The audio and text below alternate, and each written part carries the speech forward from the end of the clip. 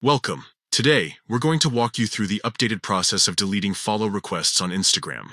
If you've sent out too many requests or simply changed your mind about following someone, this guide will help you manage your connections effectively. First, open the Instagram app on your smartphone. Make sure you're logged into your account, as you'll need access to your notifications to proceed. Next, look for the notifications icon at the top of the page. This icon typically resembles a heart or a speech bubble, depending on your version of the app. Click on it to view all your recent activity, including follow requests. Once you're in the notifications section, scroll through the list until you find the follow request you want to delete. It may take a moment to locate it, especially if you have many notifications.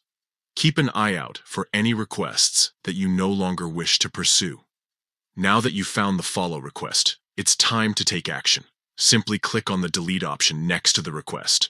This action will instantly remove the follow request from your list and notify the user that you are no longer interested in following them. If you want to ensure you've successfully deleted the request, you can refresh your notifications page.